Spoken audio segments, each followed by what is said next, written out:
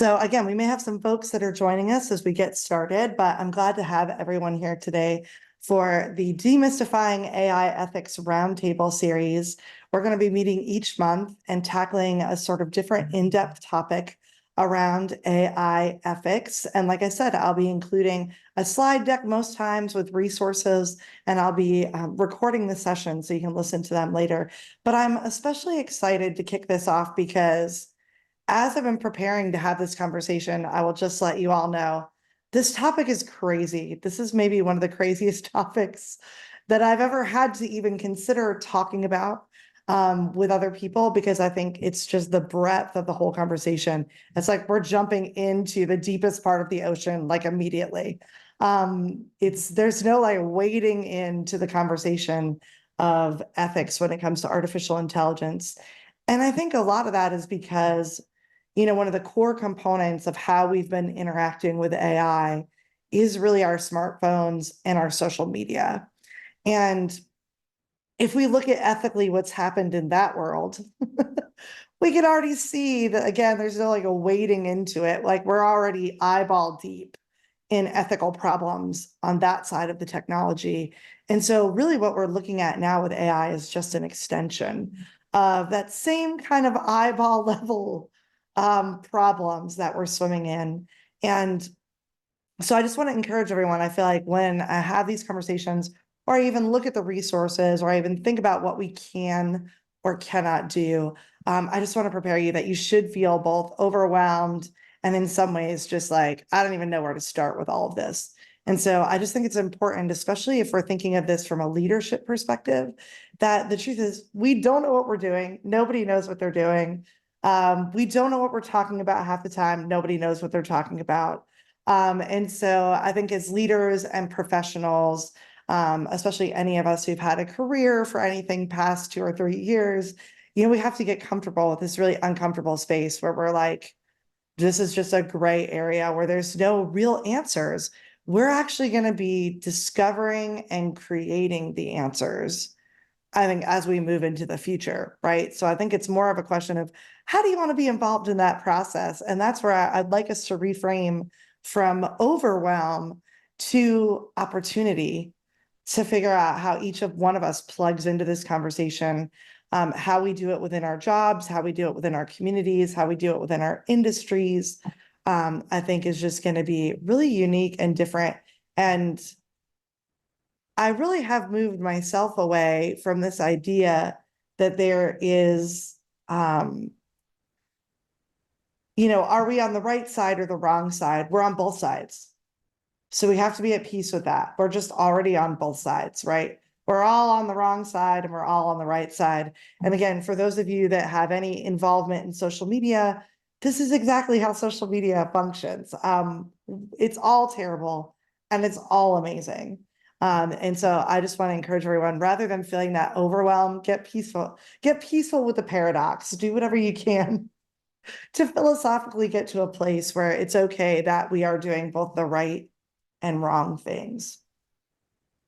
And that's why today I wanted to start with this kind of topic, which of course seems very large when I put these 4 words together. But I want to talk a little bit about how transparency, explainability, accountability, and liability are colliding in the artificial intelligence world, because these things are sort of parts of each other, and there is like a structure inside of AI where we're processing what these things mean. I did include in the slides just some really quick overviews of AI, what it is, and what machine learning and deep learning are. I think as we look at the ethics of this technology, it's really important to understand what the technology is that we're talking about, right? And so AI, or artificial intelligence, has kind of become a catch-all term, where any applications that are performing these complex tasks that basically are no longer requiring as much human input, because they're sort of learning on their own. AI has become this bigger sort of verbiage that we're using to discuss all the different technology that falls underneath of that umbrella, right?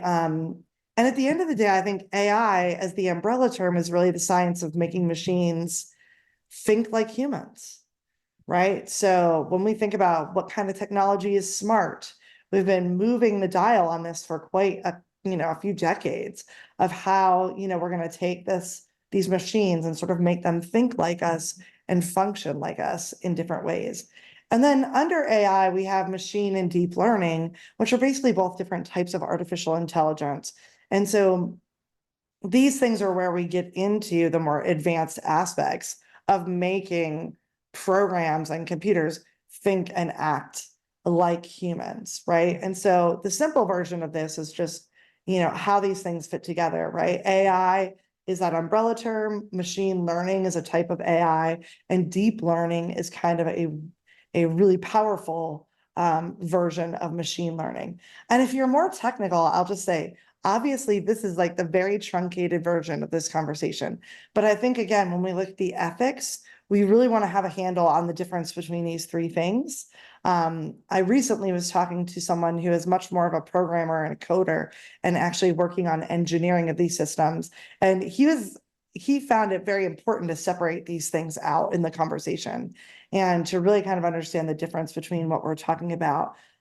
Because I think when we get into neural networks, we get into computer systems that basically have a brain that is modeled to be like ours.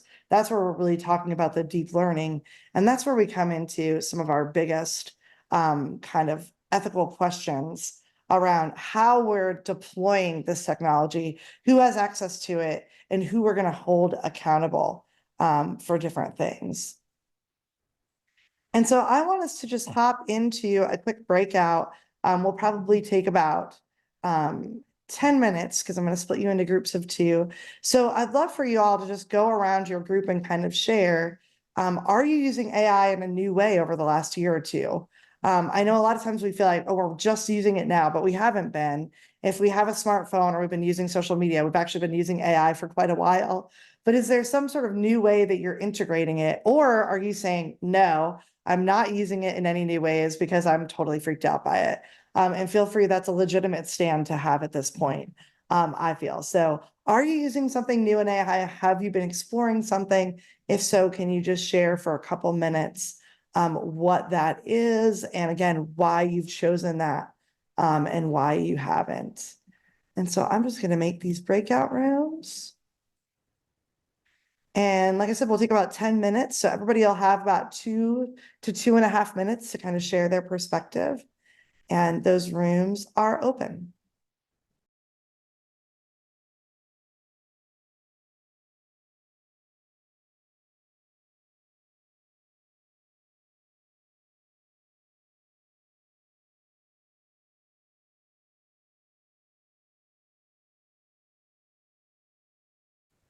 All right, so welcome back.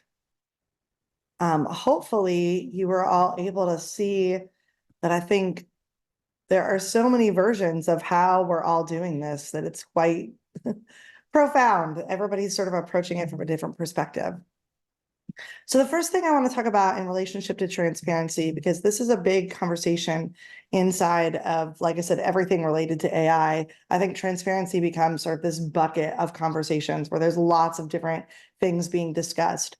Like I said, in the slide deck that I'm going to give you, you have some great links where anytime you click these links, it's going to take you to a deeper resource about the topic. But essentially, when it comes to AI transparency, we've kind of identified right out of the gate 3 requirements: explainability, interpretability, and accountability. I want to touch on all of those today.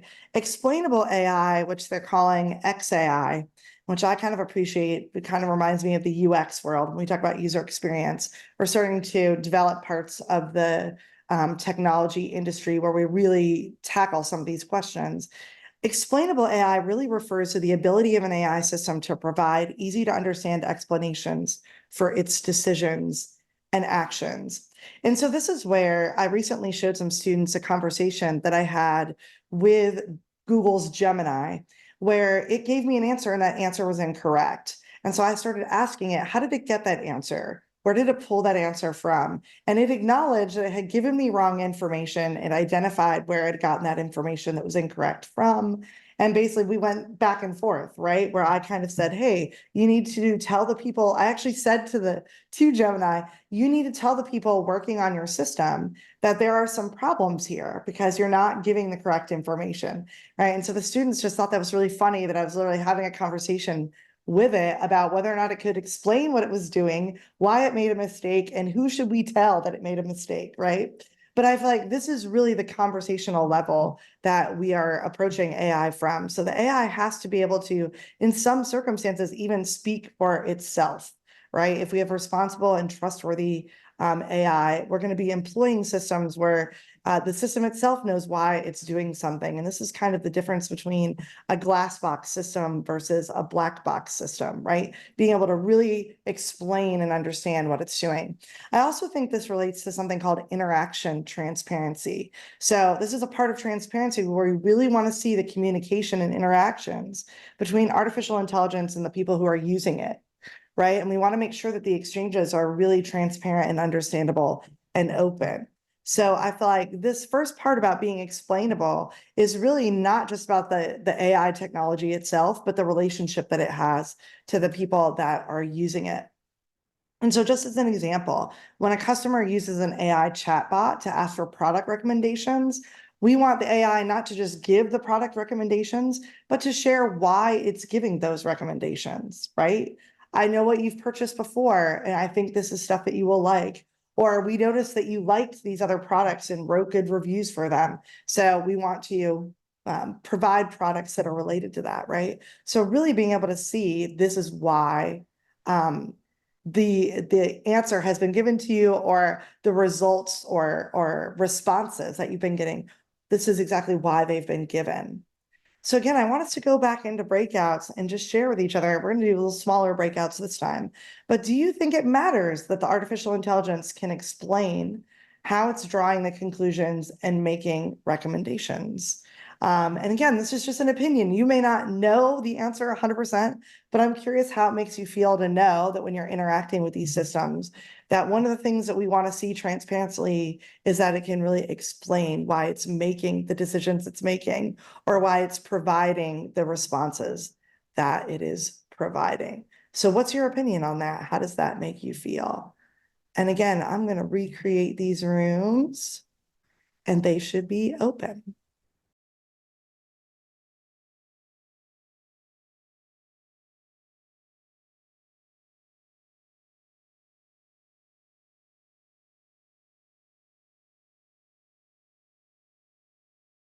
Welcome back.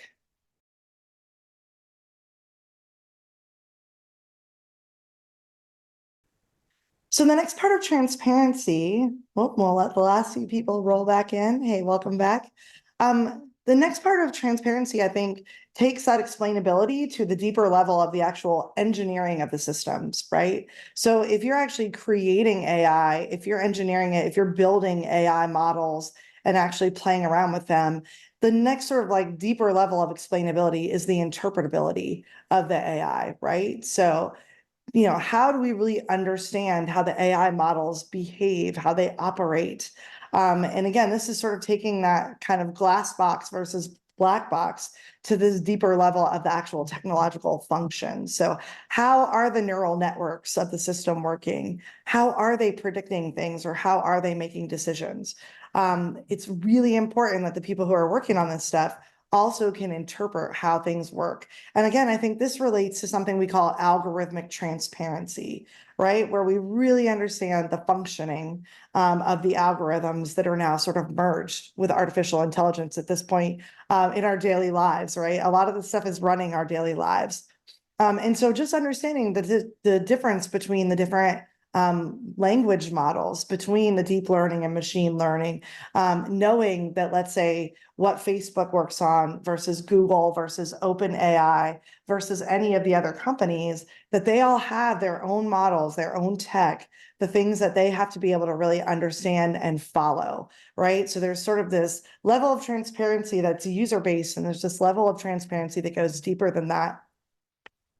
And I think this is where the example is really about when somebody asks a question, right? When a customer asks a chatbot for a recommendation, like in our first example, it doesn't just tell you how it came to the conclusion or the response that it gave, but it can also tell you the model, right? That we understand clearly what those models are inside of the technology. So if you look at this graphic, it's pretty straightforward, right? It's like, if we're using it in healthcare and we've got patient info that goes into the AI, a black box model, we really don't know what it uses, what information it's putting together to then say that there's something like a mortality risk at the end, right? But if we're using a glass box model, if the people engineering and building the AI are really being transparent, they're going to be able to say, we are able to follow how this AI is actually taking the information and drawing their conclusions on a very, very technical level. And this is, there's a lot of back and forth about this because the technology is learning quickly, adapting quickly, becoming much, much more intelligent, much more quickly than we expected. And so how do we gauge that, right? I think that's a big question for any company that's actually working in this space and actually creating different AI systems, is really how well do you interpret things? I always tell the story that if this was years ago when Facebook was first sort of sharing what they were working on with AI.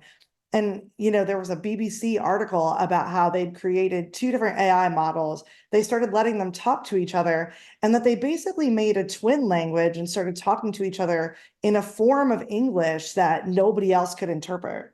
So the people who built it couldn't interpret what the AI models were saying to each other, right? And so they were immediately like, turn it off, because it made everybody nervous to have these things that have the ability to learn and make their own decisions and things like that, but without really understanding how they were exchanging information between the two of them.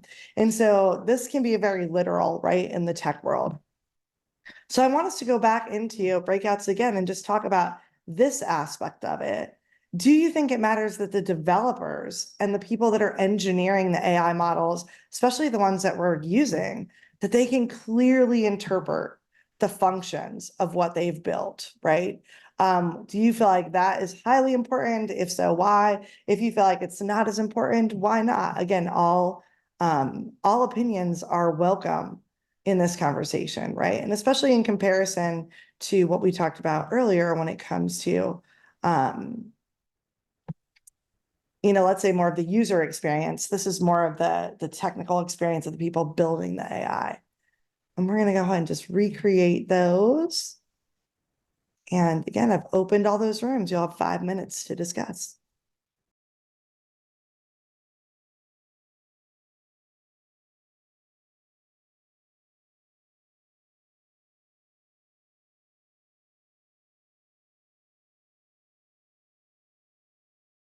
So the last thing that we're going to talk about is really, like I said, this last piece of the transparency conversation. So we've covered explainability, interpretability. And like I said, I think these things include interaction transparency and algorithm transparency, which are really important. But accountability and creating accountable AI is sort of like the last piece of this puzzle in the requirements for, I think, artificial intelligence to basically do good in the world, right? So how do we make sure this stuff does good?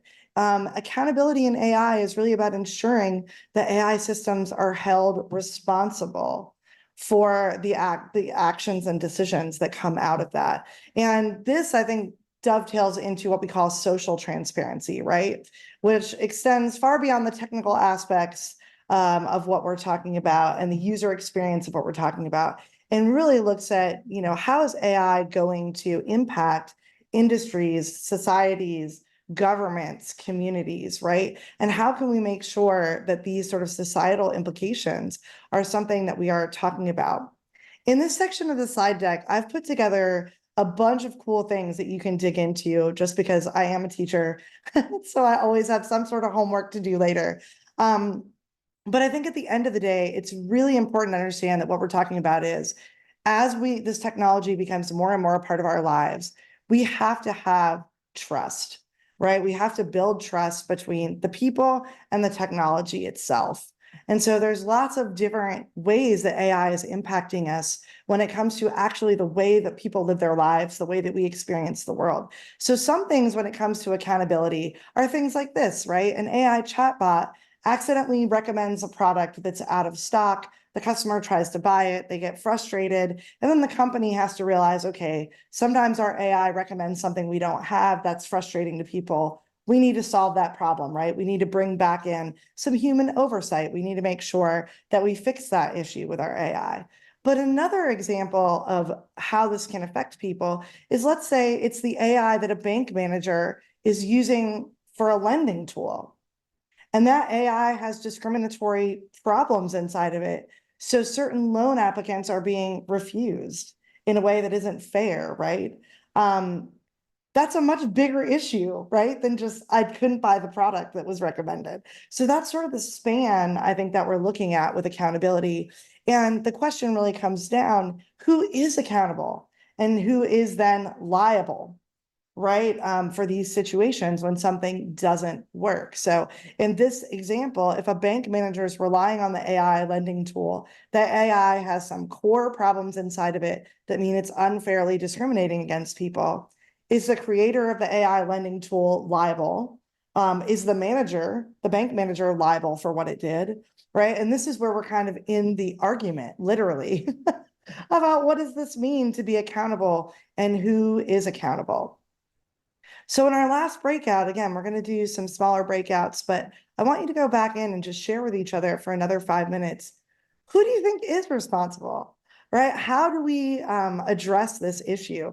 Do you have ideas already of people that you think should be held responsible? Or where do you think we should be talking about liability, which is what I believe creates policy, right, in the end? So again, just how do you feel about this? Who do you think should be held accountable? And we're going to do another 5 minutes, and I've opened those rooms for you.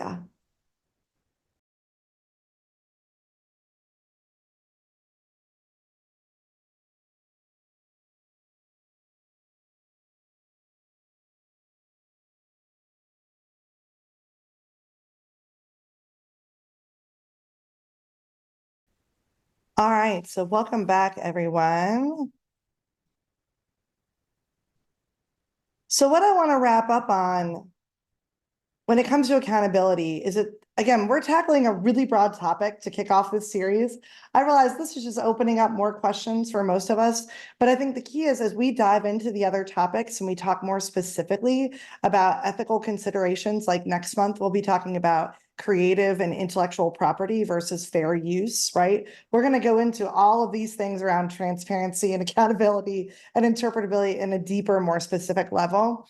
But one of the things I really wanted us to be aware of in this first session is accountability versus liability. So where I feel we can all get involved is in the movement of accountability into liability, right? So accountability is just the fact or condition of being responsible, being required to justify your actions, being able to explain them, being understandable, right? It means that you have to be responsible for, what you're doing and how you're doing it, right? But liability is really when we move into the legal aspect of it, the policies, the laws, really, how are we going to hold somebody responsible if AI fails, if something really terrible happens? So liability is bringing policy and law into play. And I think right now, across the board in our country, like I said, in our local communities, nationally, in our industries, even in our own companies, we're basically setting precedent. Like now is the time for us to decide how we feel about these bigger issues, because as we make policy decisions, we are deciding who is accountable and who is liable, right? So these are the biggest questions I think we're going to have to be asking ourselves this year, regardless of what industry we're in, regardless of what type of company or organization we're in, whether it's government, whether it's nonprofit, whether it's for-profit. It's like, what are we accountable for? What liabilities does AI have? Who's accountable for those liabilities, who can be held liable for different things. And I think this is especially an important question because right now what we have is a few companies that have built different AI technology, integrating it with everything else. So to me, that creates more questions about who's responsible for the way things function. I also think that it's really important to remember that the AI technology itself right now is outpacing our ability to create policy and create law. And so that's where these types of conversations, even though we might not be able to have them every day because we have lots of stuff to do at our jobs, there have to be some higher level conversations about what our stands are on these things. And I think some organizations, companies, government entities, different states, we're all working it out. We're all actually having these conversations and asking the questions. So in the last part of this, I've just put together some great resources that I think are places you can go to learn everything from international policy, what's happening around the world, how are different countries approaching it, to some of the House bills that have already been introduced. House Bill 7532 is already out there. And has been out there and really focused on since March. Of course, not much is moving through our Congress right now and actually getting done, but it's good to know you could reach out to people and say, we'd like to see this happen. If we look at the Trump and the Biden administrations, they have both put things into place, including executive orders, different types of initiatives and acts that are already on the books around how we define these things, right? How we define transparency, how we define accountability, and how we know who is going to be held responsible for different things. And the Biden administration even put together a blueprint for an AI Bill of Rights. And I think this is a great document to look at just to understand, again, how is our federal government already trying to have this conversation, right? And what places do we already see there are major issues? And I think if you can look at some of those things and think about how it might impact the customers or the clients or the people that you serve, I think it helps you really understand where do you have to ask questions in actually your day-to-day life. And then there's some great places where you can just check up on what kind of accountability and policies are already happening. So with cybersecurity and infrastructure, they have a lot of different policies that they just sort of give you this great list in chronological order of what they're working on and what they're doing. And the US State Department is also talking about this a lot. And so each individual state is actually approaching things. So we've got these layers, right? The federal government is doing something, the states are doing something, and then individual businesses and companies and organizations are doing something. And so again, this is a big conversation. It might take a while to figure out where do you need to be most aware and plug in, but I think it's really valuable. And with state initiatives, you can just look at this great list of AI legislation updates. It was most recently updated in February, but again, it gives you this great sort of list chronologically of what's going on in different state bills, how are we making decisions, and things like that. So I know we all have to get back to our jobs. It is 1 o'clock. I really appreciate everyone being here again to help me kick this off.